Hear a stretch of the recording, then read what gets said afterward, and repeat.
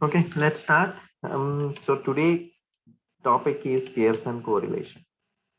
Right. So we have already gone through what correlation is all about, but I'll give a quick recap before we go into solving the Pearson correlation in specific.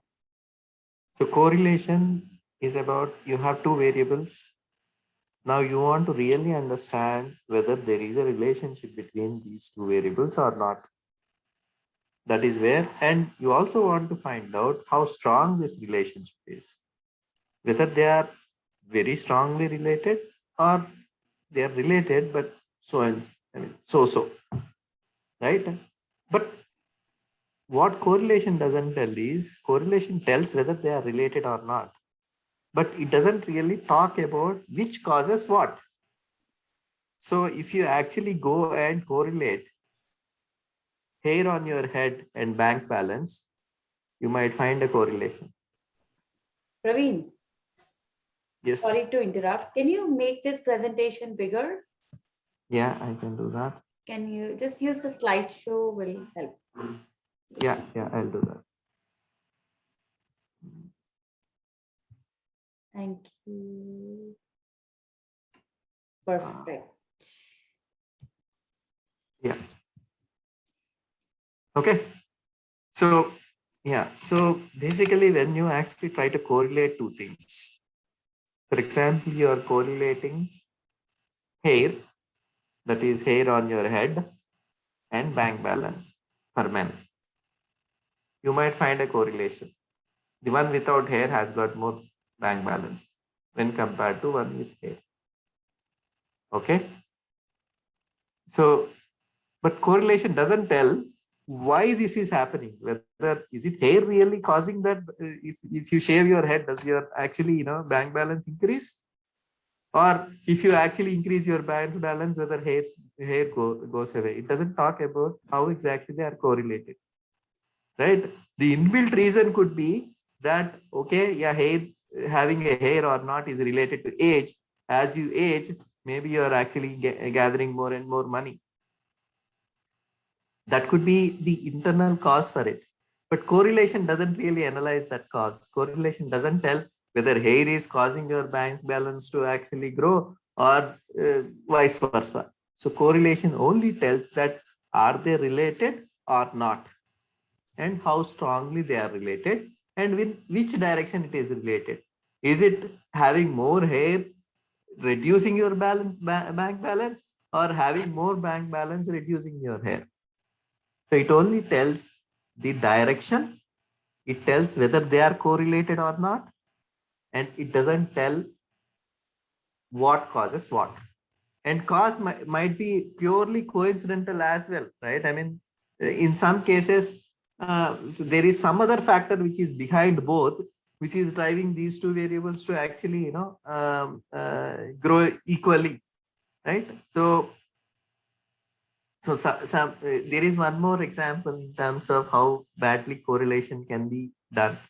If somebody tries to actually analyze ice cream sales and number of deaths by drowning, these two are correlated.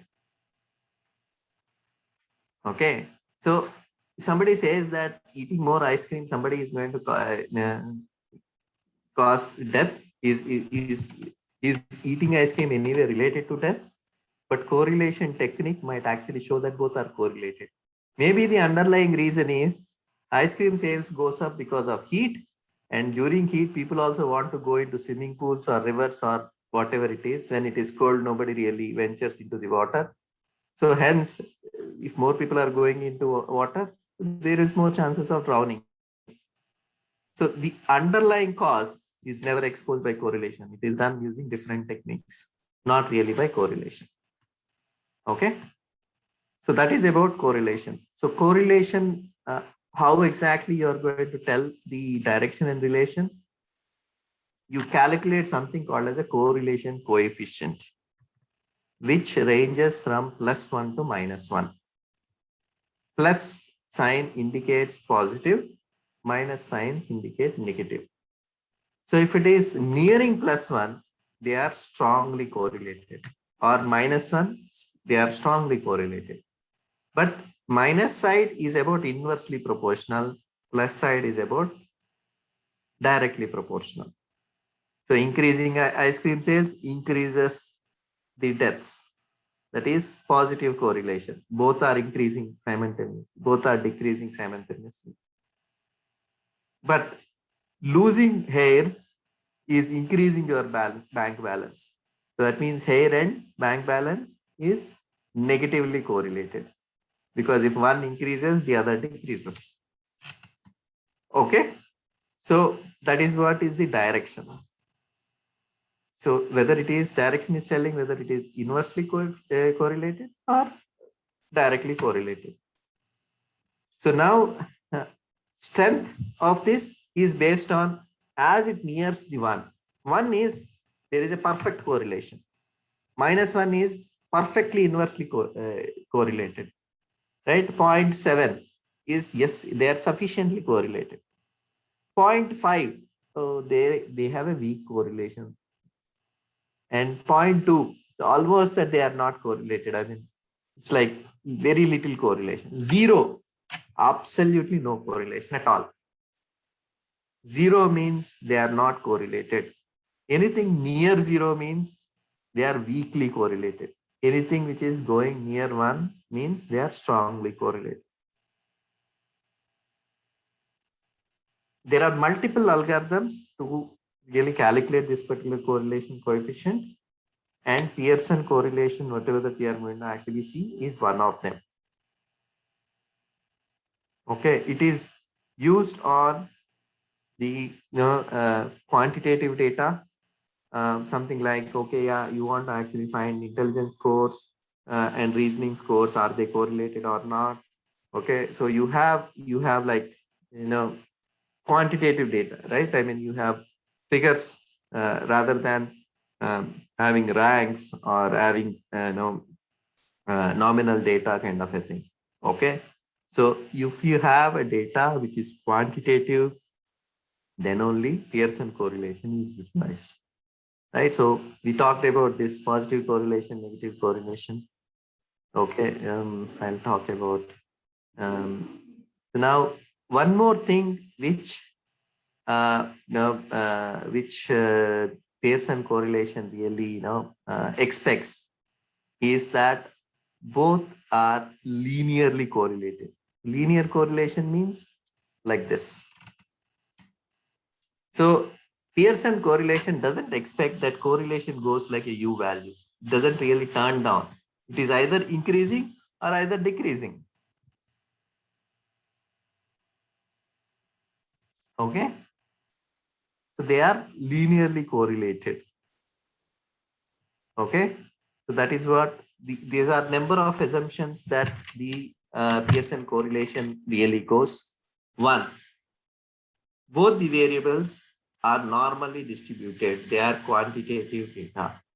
So what it means, we have already learned what is normal distribution. So Pearson correlation expects data to be normally distributed.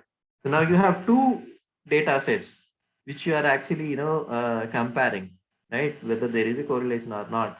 So Pearson correlation expects both the data points to be normally distributed. And it expects linear relationship. That means straight line, either upwards or downwards. Pearson correlation doesn't work if the correlation is like a U curve or some, after growing to some extent and then falling down. Such kind of relationships, it doesn't really find out. Pearson also expects homoscedasticity. Homoscedasticity means it is like this. It is not really distributed like this. Heteroscedasticity means it is scattered. So Pearson correlation expect that these two are having homoscedasticity, not really heteroscedasticity. Okay. So heteroscedasticity is linearly up, but it is like, scattered. It is distributed. So it is not in a uniform way. And so basically, the pair of scores does actually, there is another distribution called as normal bivariate distribution. Okay, so it expects that both scores together form this normal bivariate distribution. Bivariate as a term means two variables. So generally normal distribution is done with a single variable, right? I mean, you form a curve with a single variable. The normal bivariate distribution deals with two scores. So if there is a distribution that can be drawn combining these two scores, that particular distribution is normal bivariate distribution. Okay, so there are multiple bivariate distributions. Normal bivariate distribution is one of those distributions that is formed for bivariate. So we don't have that particular distribution in our syllabus, so I'm not really going to explain you in terms of properties and other things of that particular distribution. This is the way to remember is I have normal distribution separately for each variable, and both combined also I have normal distribution. Okay, so it is called a normal bivariate, two variables. The bivariate term is all about.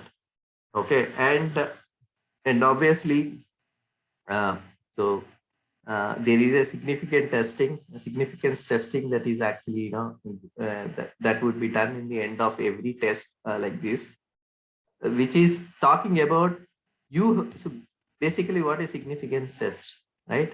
Now you took some samples here, and then you are checking the correlation. Now, how you are sure that your sample, whatever that you have actually taken, is reliable enough for you to give enough significance to your findings? Whether you should really believe this sample or not. Okay, so that is what is called as a significance testing. So basically, you are just checking the validity of your test. You did some test, which is you are trying to actually find the correlation coefficient, and using correlation coefficient, you are drawing some conclusions. So significance test is about checking whether whatever that the sample that you have, is it really making sense to draw some conclusion, or your sample itself is wrong. That is what is called as significance test. Okay, so significance test. So for every correlation, there will be different types of significance tests that are used. So most of those significant tests really, will be the t-test kind of a thing. This is what is normal bivariate coefficient. Huh? But anyway, so just for information, I don't think we would really have to actually worry about understanding normal bivariate coefficient in detail, distribution in detail. So that's about Pearson correlation. Okay. So any doubts till now?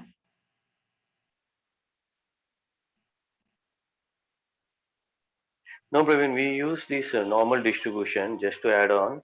We used to analyze the performance appraisal rating. We used to set for highest rating to lowest rating, and what is the norm we set it, and what is the department has given the rating. We used to fit into the same curve. So in that we will see what is the variation between these two curves. It can be bivariate, right? Uh, no. So bivariate comes into picture when you are combining two variables. So Yeah, it's a you talked about one which is having a not whether you want to actually put performance appraisal in a normal distribution mode. So that is fine. But what is the second variable that you are talking about? No, I'm setting the norm initially. This must be the This curve should look like for every department. normal distribution. Correct. Correct. Now, Correct. that department gives the final rating, Correct. evaluating all the employees. Correct. Now, I am trying to plot it down with Correct. the, yeah. But once you plot it down, it has to form normal distribution only. There is no second variable here, right? Uh, So it is uh, not like you are combining the performance and you are combining the salary with the performance. Let's say you are trying to put up a distribution by combining performance and salary. Okay. okay. You are making one curve by combining these two. Then it comes normal bivariate distribution. When you Oh, have got only it, got it. one, it is not bivariate. Understood. There's a two variables in that. Okay, Exactly. perfect, Praveen. Okay. So any other question? I'm done. I'm okay. Okay. So shall we go into problem solving?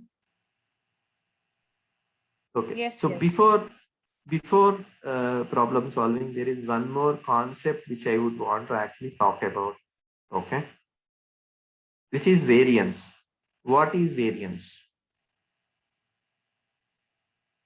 How variable is your data? Okay.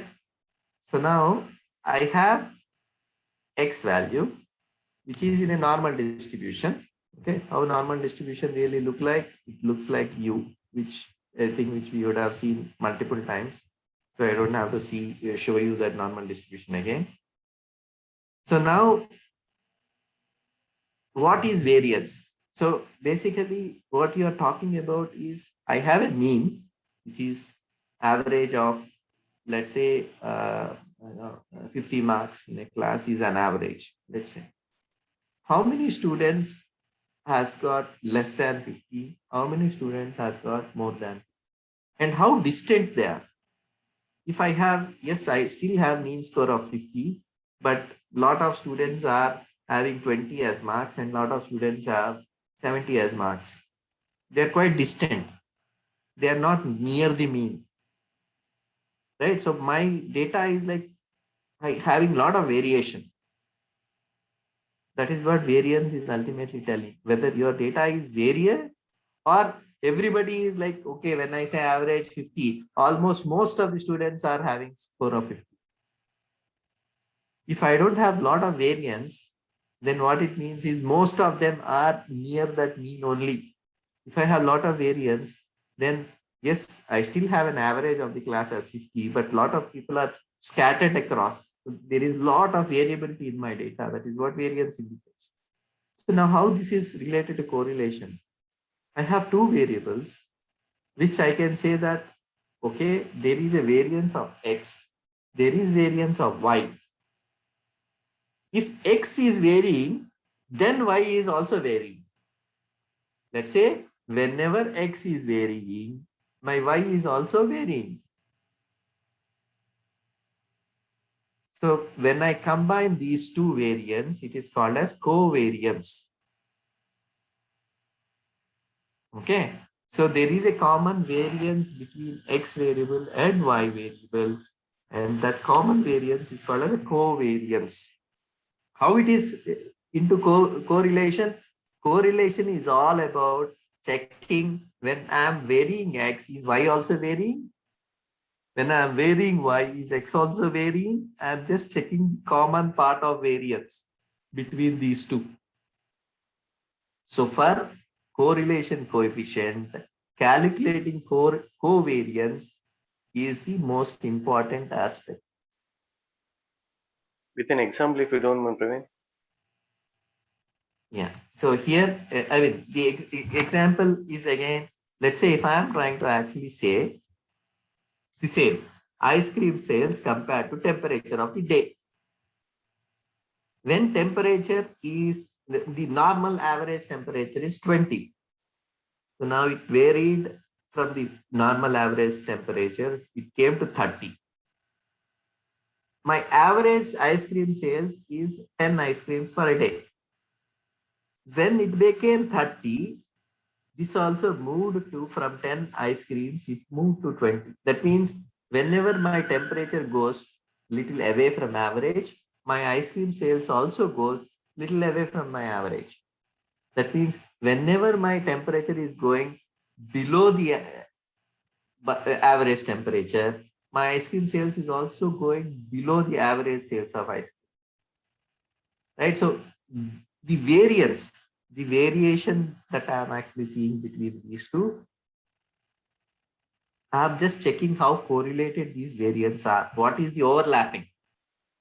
How much both are overlapping? This variation is overlapping. How many times it is happening that, okay, whenever there is a temperature change, there is also I mean, sometimes it might not happen. But if most frequently, whenever one is varying, the other is also varying, that means there is a strong correlation.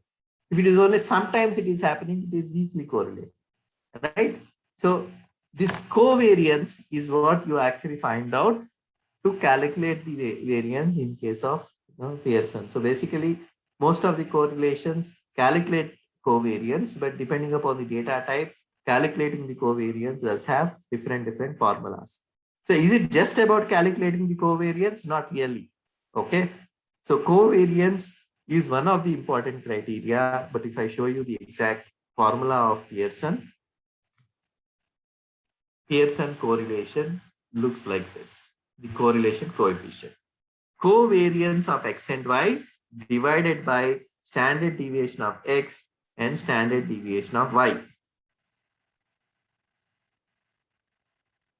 This is how you actually find out the correlation coefficient. Okay. So now R, once you find out R, you would actually go and interpret the result based on -1, +1, whether it is 0. If it is 0, they are not correlated. That means the 0 will come when there is no covariance at all.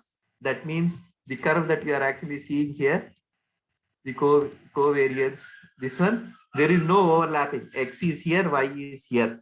There is no common point.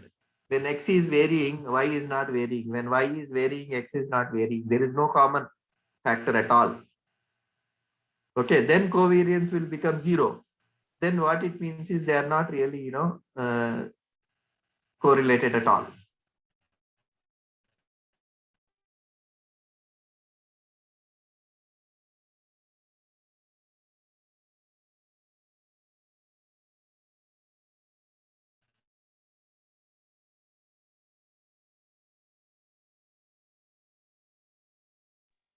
Praveen, if you're speaking, we cannot hear you. I was about to say No, that. Kain's frozen.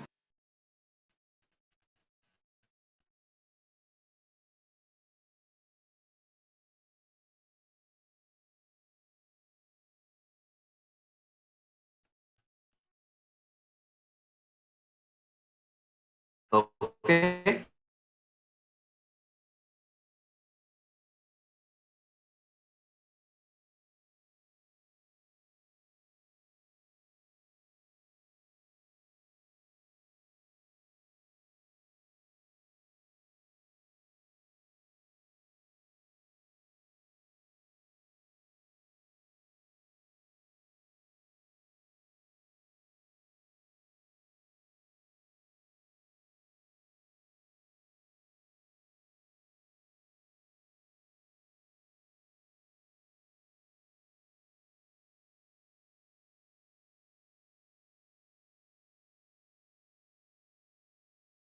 Can we stop the recording in the meantime?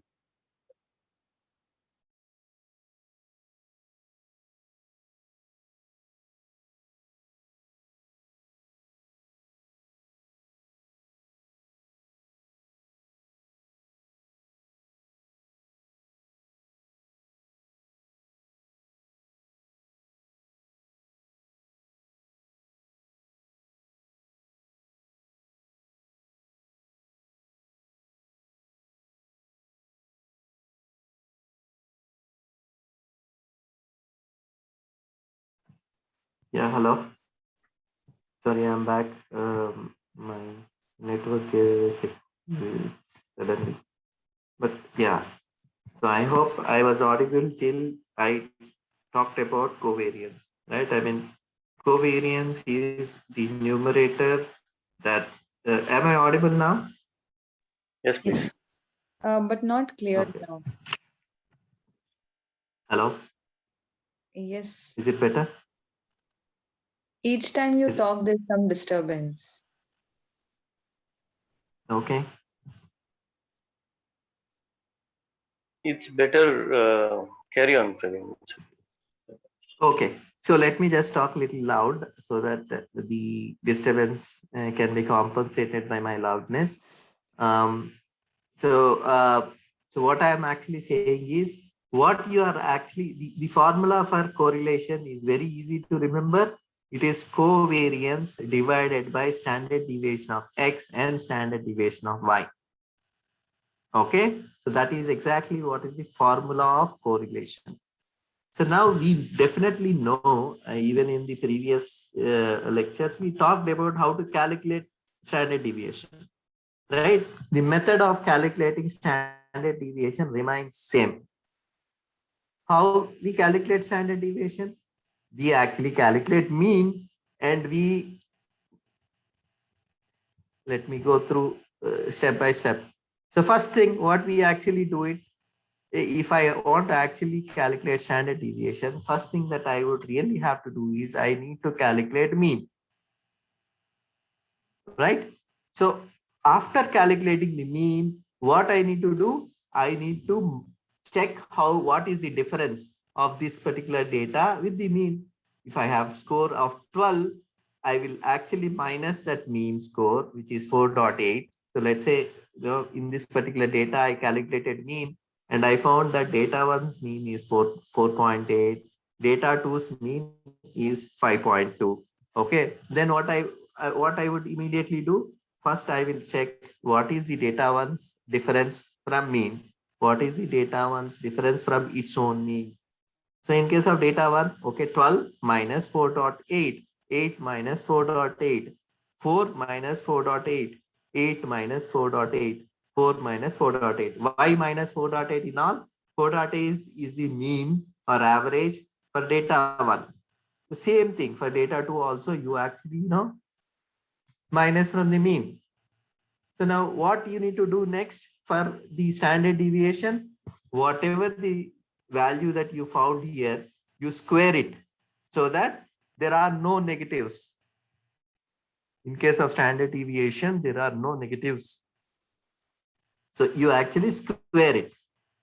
Okay. So now you square the entire, that is whatever that you found as difference.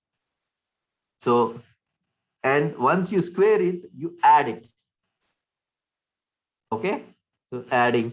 So this standard deviation, how it really happens, you square it, you add it and divide by number of entities and you do a square root of it. So this is the formula for standard deviation.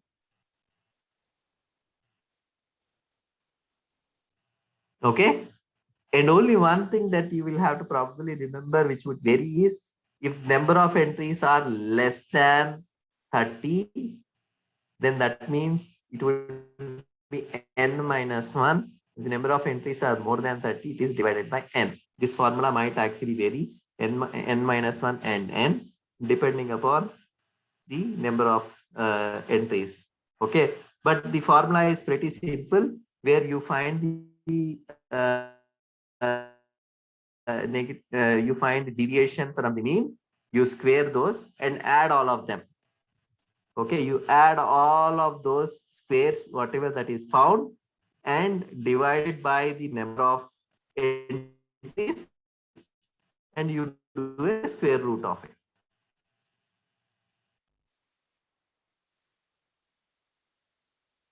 Okay, any questions on standard deviation? Or do we want to really solve the standard deviation first before we go into correlation? So we can take a sample problem and solve the standard deviation. If you want to actually go through and have a clarity in terms of how exactly a class or the test, standard deviation is one of those that we calculate. So t-test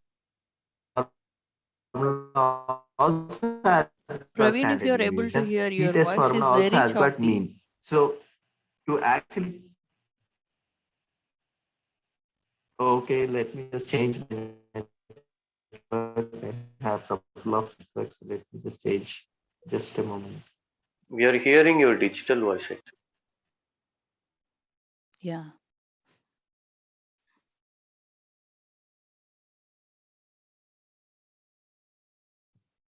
Is it better now? By any chance? Yeah. Hello? Yeah. Continue, Praveen. Okay, wonderful. Thank you. Yeah, so what I was actually saying is, in order to nail down most of our problems, learning how to calculate standard deviation and mean are very, very critical. So even here, what we are actually finding out is standard deviation of x and standard deviation of y. Okay, So before I talk about covariance, so now we found standard deviation and standard deviation of y. Okay, before I talk about the covariance, do we want to really solve a problem to find out a standard deviation? Do we want to actually take one example and solve standard deviation? Nee, somewhere I feel Or like should I actually proceed into covariance and then somewhere I feel like we were doing this in the t-test also. Until here, the steps remains the same, right? Yes, everywhere standard deviation is kind exactly of common. So let's move on to the next step. exactly No? Yeah, next step is very straightforward as far as the Pearson correlation is. In case of standard deviation, what we do, we square this x, we square this y, and independently find out, right? We actually add these squares of x minus m1, y minus m1.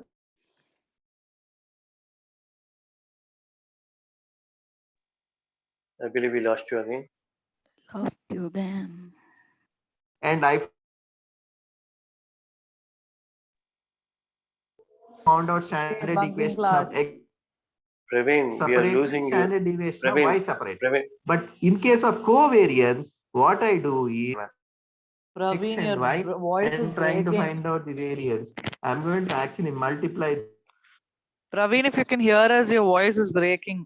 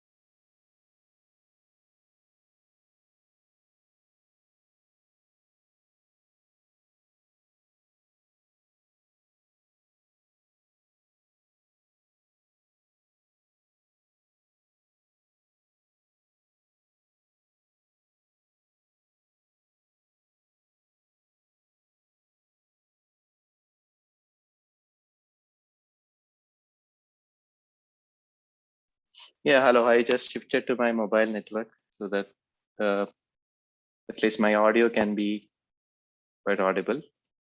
So let me know if my screen is visible or not.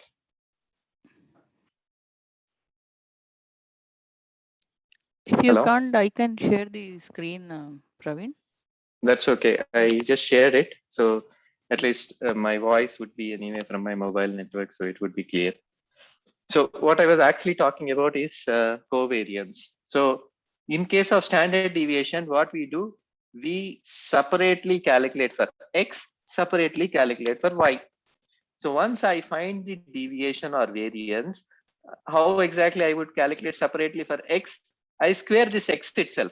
Whatever the variance that I'm actually seeing here, this particular row, I just square it to find out the standard deviation of x. When it is covariance, what I do, I combine these two. Instead of separately squaring the 7.2 and separately squaring 3.2 and finding out the standard deviation, what I do, I multiply this x minus m1 and y minus m1 and then find the covariance using this particular values. Okay, so once I find out this x minus 1, x minus m and y minus m, I add all of them and again divided by number of entries. Similar to standard deviation, there is not much of a difference. In case of standard deviation, what you do, you just square x and divide it by n. In case of covariance, you actually combine x and y and divide by n. Okay, so this is very similar to what standard deviation, the way that we calculate standard deviation. Okay, I hope you understood the how they are like almost similar. Okay, so there you are just squaring x minus m1 and then adding all these variables and then dividing by n. Here, what you are doing is you are combining both x and y. That means I am multiplying 7.2 with 10.2, and then I am getting 23.04. I am multiplying 3.2 with minus 4.2, and then calculating minus 13.44. Okay, so I am combining the variance that I am finding between x and y, and then forming this score. And I add all these entries and then divide by number of entries. I find covariance. Once I have standard deviation of x, standard deviation of y, I have covariance of x and y. What correlation is all about? Covariance divided by standard deviation of x into standard deviation of y. That's all. So actually it is very, very simple formula to remember. You find standard deviation of x, you find standard deviation of y, you find covariance, and then you just divide it. That's all is correlation is all about. Once you get the correlation coefficient, so let's say in the sum that whatever that we have actually seen, the correlation coefficient is 0.016. So this is almost zero. What we are saying is it is almost zero. So how do you interpret this result?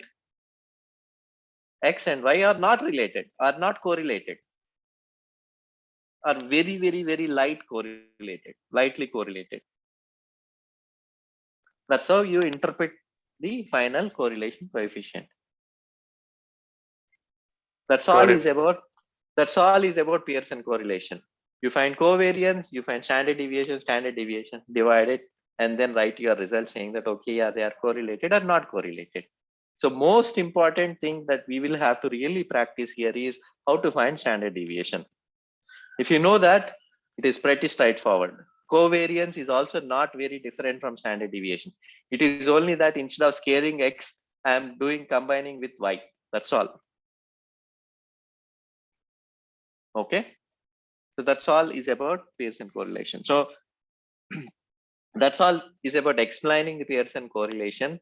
So the next thing that we can actually do is we can probably combinedly calculate one standard deviation so that we are clear on how standard deviation is calculated, how correlation, covariance is calculated. So do we want to actually solve the problem together?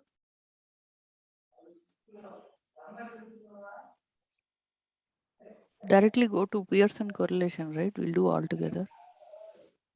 Yeah, I mean, I will give the data, first calculate the standard deviation.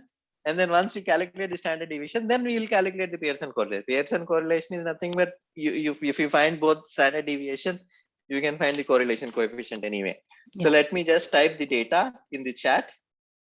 Okay, so I have two groups. So now I am giving the group 1 data first.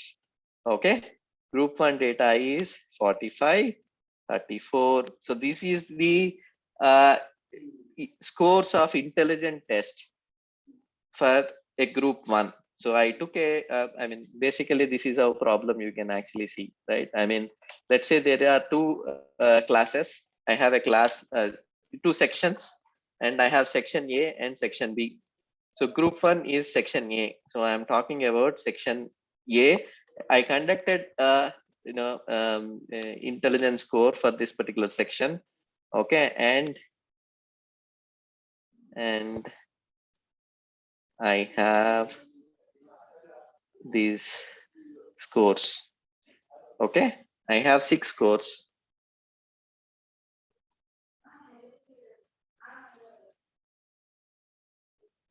And then I also conducted the emotional some XYZ to actually test the emotional aspect of these students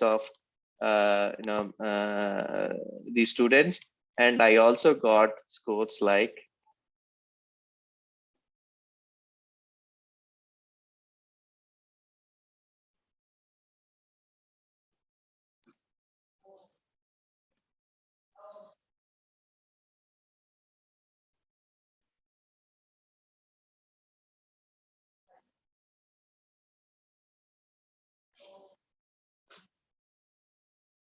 Okay. So now, can we actually find those intelligence scores are correlated to emotional scores or not? So I have actually given the section, I mean, the intelligence scores and emotional scores. So, so what we will have to do, we will have to find as a step one, what is the average intelligence scores, right? So what is the average intelligence scores?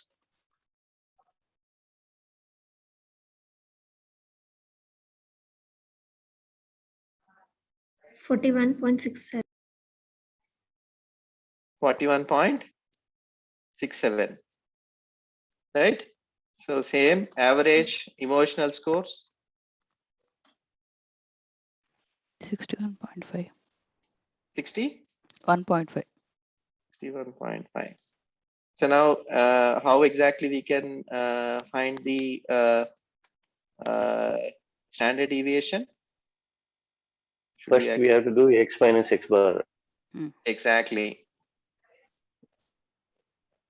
And then you will have to square this x minus x bar and then divide by number. Totally divided by number. Correct. Yes. So is somebody calculating it?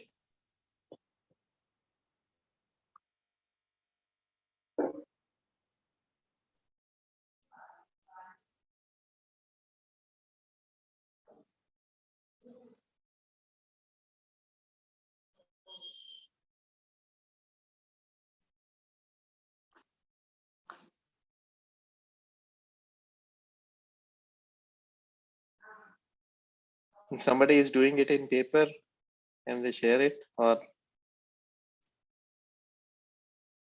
I am out of my laptop or materials. Anybody else is trying? I don't think you will get a laptop in the exam.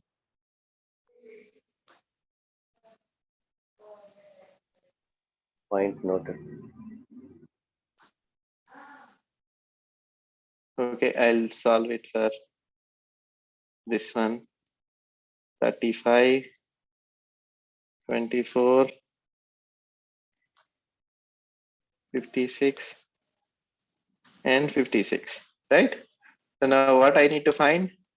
I need to find 45 minus 41.67 here, right? As a x minus x bar. And here what I need to do? 34 minus 41.67. Here what I need to do? 35 minus 41.67. 24 minus 41.67. 56 minus 41.67. Again, 56 minus 41.67. Okay, what it means? If somebody with the calculator can tell.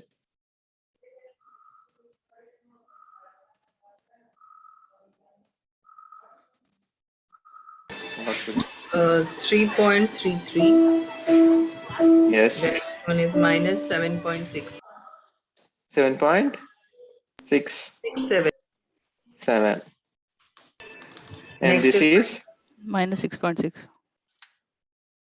6.67. 17.6 minus 17.6. Minus 17.67. This is 14.4. 14.4. 14.4. And this is 14.4. Okay, now I square it, right? The next thing is I square this. How much? 3.33 into 3.33?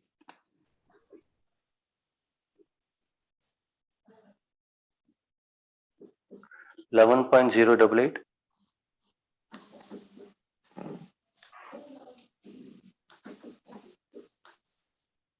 11.088. 57.76. 47.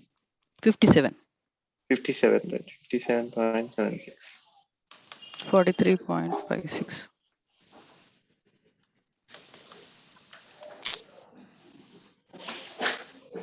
Yeah. This is 309.76. how much? 309.76. Okay. 207.36. 207.36 and Again, same. 207.36. And then what we do now? We Sum. sum this all. 7.08 plus 57.76 plus 43.56 plus 309.76 plus 207.36 plus 207.36. Right?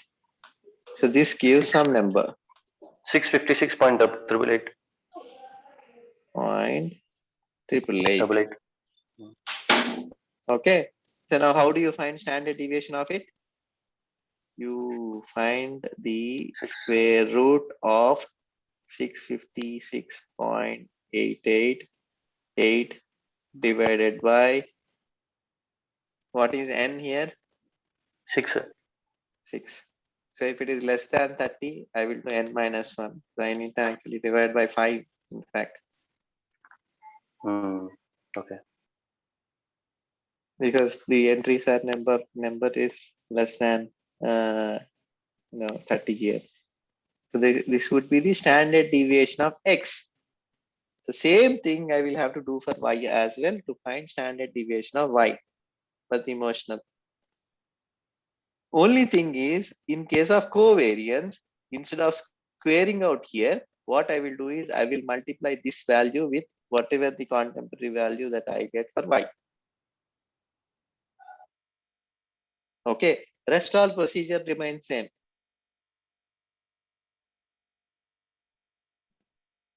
Okay, only thing in case of covariance is it is variance, hence you don't do square root. You just leave it by adding it and dividing it by n. You would not find out the square root of it. Okay, that is the only difference. Otherwise, it is just matter of you taking the x value, whatever the deviation that you have here, multiply with y values deviation, sum it up and divide it by n. That's all.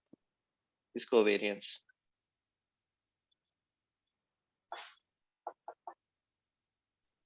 Right, Praveen. Okay, so that's about Pearson correlation. Once you get the value, let's say if you got, let's say 11.461 value. 11.461. The first one. Yeah. You're talking about the 656.888 divided by 5 square root. Oh, okay. So you mean to say the standard deviation is 11.461. Okay, that's okay. So basically, we found out the standard deviation of y as, let's say, somewhere around 13.45. I'm just giving a number. Okay, this is standard deviation of x.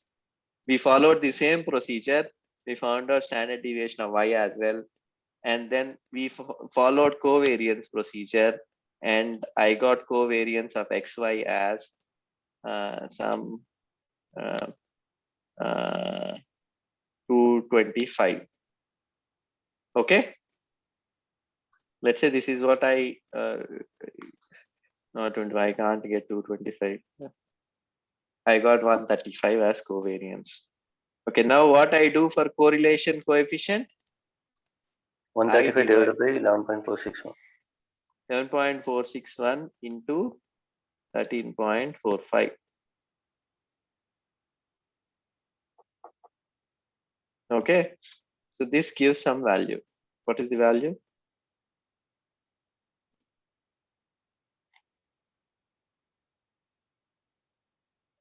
I'm calculating. Hold on. Yeah.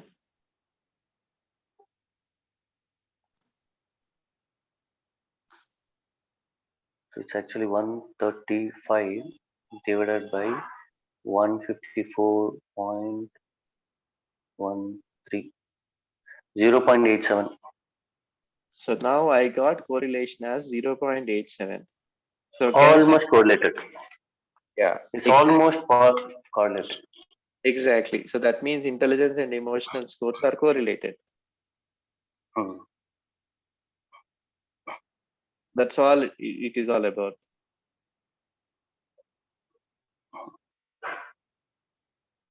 Okay. This is what is the covariance formula. Covariance is x minus x dash, y minus y dash. I sum all of them and divided by n. That's all. So what it means is, now I got this x table, right? Let's say I have same y table.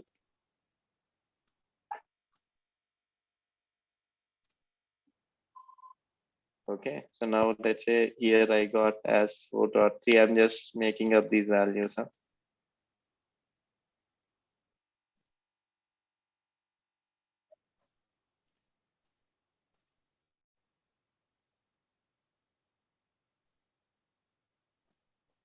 Okay, I have this y table. What I do for covariance is I multiply this 3.3.3 with 4.4.3.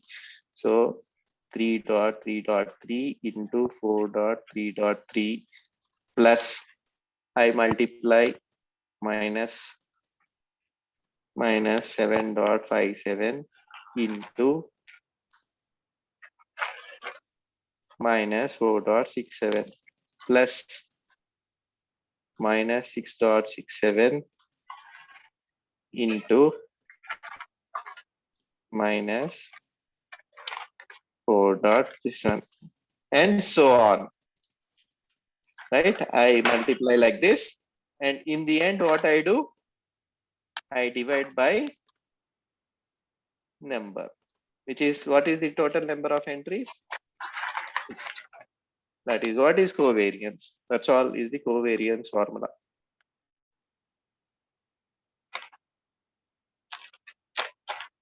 Any other doubts in Pearson correlation?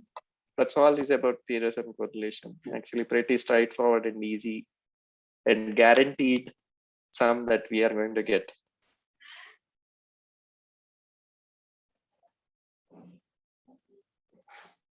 Any questions?